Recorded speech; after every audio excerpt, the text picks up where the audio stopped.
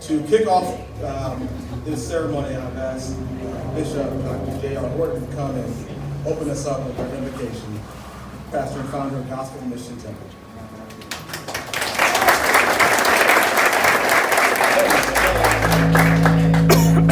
As we celebrate the spirit of Martin Luther King, let's stand to our feet as we celebrate the dream of Dr. Martin Luther King. Let's stand.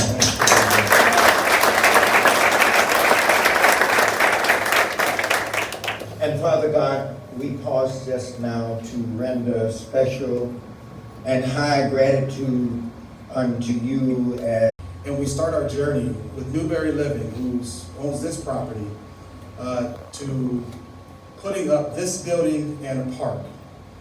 Lo and behold, HUD came up and said, we don't want you to build a park along with our dollars in the building, and so we need you to separate the two. And so I thought it best, and so did Mr. Frank Levy, the owner of Newberry. We just separated these two. Well, separated them in 2016. This building, 2017 this building went up? Is that right? 2017. So that time period, I'll be honest with you, I'm a pretty transparent guy. I got tired. And a little beat down by the process, to be honest with you. And I'm grateful for Kyle Carter. You don't know this, Kyle. But it was a conversation that Kyle had with me about getting this going again. And he recharged my engine. And so we started the process and started the conversations. Met a couple architects, and we landed with Streamline and Andrew Dasso with Streamline Architects. And we met and looked at their proposal, and we thought theirs was the best. We said, okay, we can do this. Now, what's the cost? That fee came up, and we had a little bit in our account as an organization, but mind you, we haven't really done much as an organization to really accrue dollars. So I went to my friends over at Essentra. I said, hey, I have a proposition for you.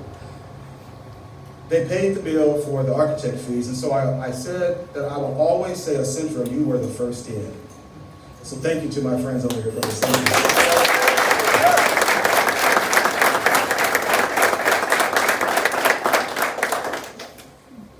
The process, of course, fast forwards, and we start, we stop, we start.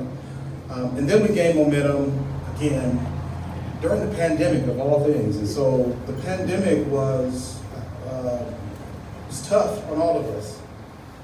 But it was an opportunity for us to kind of slow down a little bit too and really refocus.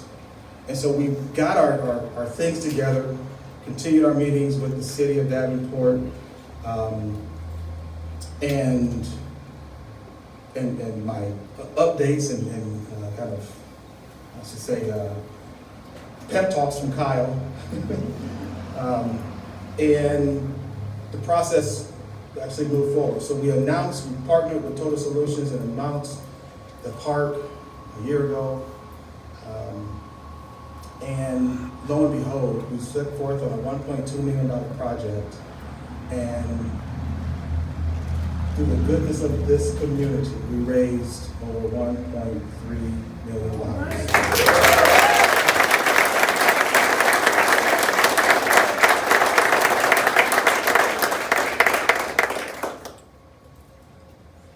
Thanks to not only Essentra, SCRA, RDA, City of Davenport, Scott County Board, Iowa Economic Development, Mid-American Energy came in late with a substantial gift, and Downtown Davenport Partnership, and the many individuals and other organizations that gave to this vision. In the political climate we're living in today, I never shied away from the fact that we were building a park that would tell the historical significance of this community. That we would not shy away from telling the stories of African Americans, all too often forgotten, some stories that we may never gain. that walked these streets of Davenport. They put their hands together to build this city. There's so many homes, if we go east of this location, that were built by African American individuals. And then on this very ground that we stand on, right here at 5th and Brady, we had the first black business, a gentleman by the name of Lindsay Pitts. He started his first black business here in Davenport. That was a significant piece for us of why we chose this space and not any other place in the city. The other pieces were derogatory, and I'll be honest with you, they were ugly. This place was called Africa Road, Darktown Road, Ethiopia Road, because of the brothels, because of the mixed ethnic and communities that were doing business in this area. But the significance of this space to the black community is here. Just over the railroad tracks, Lulette Council 10, I saw Mike here. Lulette Council 10 had their first office space just on the other side of these tracks right down here as well. We want to tell the stories not just of African Americans, we want to tell the stories of Quad citizens that helped make this place what it is today. There are so many significant stories, and so part of the park, as you see on the photos and images that we have, those panels that are up are history display panels. They will tell the stories that some you may know. The story of Dred Scott, the story of John Brown traveling on these tracks. Some of the stories, many of the stories you probably never heard before. The fact that a young lady graduated from Davenport schools in 1873. The fact that we had a family that escaped slavery in the midst of the Civil War. 9 children. A mother who lost her husband en route from Kentucky to Iowa. Well, she had 8 on the way. She had 8 with her. Lost her husband due to a disease because the Union Army took him and they needed to do some work for the Union Army. He died on the way. She continued her path here, settled in Davenport, goes back after the war ends to find her 9th child who was on a different plantation. Brings him back here, 1877. Mr. Lucy graduates from Davenport High School. Stories that are remarkable, that we've never heard. This is our history.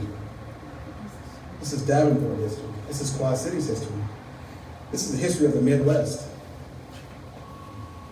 We want to make sure that we stand, and as I was dreaming about this piece and listening to Frank Levy of Newberry Construction about this location, and he said, "What do you want?" We were explaining to him, he said, "It sounds like you want a destination place for visitors." I said, "Yep, and also Quad citizens who don't know our own history. I want a destination place." So those history panels will be thematic. They will be interchangeable. So just because you've been down here once we're up and running, doesn't mean that should be your last time down here. The stories will roll over. We have a great partnership with our friends at the Putnam Museum and their new exhibit, which we've had some contribution to. And we partner with them to share resources, share information, share stories. So this partnership is more than just a Friends at MLK. This is ours. This is the community's. And so if you have stories, if you have artifacts, think about sharing them with us. We'd love to have them. Don't just think they have to be stories of the African American community, but these are our stories of our community. As we cross paths with downtown Davenport and partnership downtown Davenport and the Hilltop Campus Village, we're sharing stories and telling stories of both.